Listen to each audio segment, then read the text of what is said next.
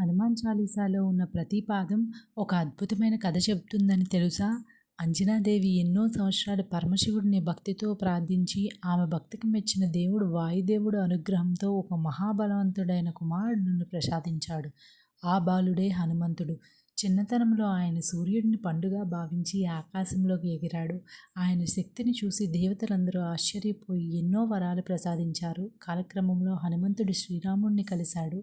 ఆ రోజు నుంచి తన జీవితాన్ని రామసేవకై అంకితం చేశాడు. సీతమ్మను వెతకడానికి సముద్రాన్ని దాటి లంకకు చేరుకున్నాడు. అక్కడ ఆమెకు శ్రీరాముడు ఉంగరాన్ని అందించి ఆశ నింపాడు. రావణుడి సభలో ధైర్యంగా నిలబడి ధర్మాన్ని బోధించాడు. తన తోకకు నిప్పు పెట్టినా భయపడకుండా లంకను దహనం చేశాడు. యుద్ధంలో లక్ష్మణుడు మూర్ఛపోయినప్పుడు సంజీవిని మూలిక కోసం హిమాలయాలకు వెళ్ళాడు. ఏది సంజీవనియో గుర్తుపట్టలేక మొత్తం పర్వతాన్నే తీసుకొచ్చి లక్ష్మణుడు ప్రాణాలను కాపాడాడు. యుద్ధం ముగిసిన తర్వాత కూడా హనుమంతుడు ఎప్పుడూ తన గొప్పతనాన్ని చెప్పుకోలేదు. ఇదంతా శ్రీరాముడి కృపే అని వినయంగా జీవించాడు. అందుకే ఆయన బలం, భక్తి, వినయం, జ్ఞానానికి ప్రతీకగా ప్రపంచం పూజిస్తుంది. భక్తి ఉంటే భయం ఉండదు, వినయం ఉంటే విజయం దక్కుతుంది, ధైర్యం ఉంటే అసాధ్యం సాధ్యం అవుతుంది.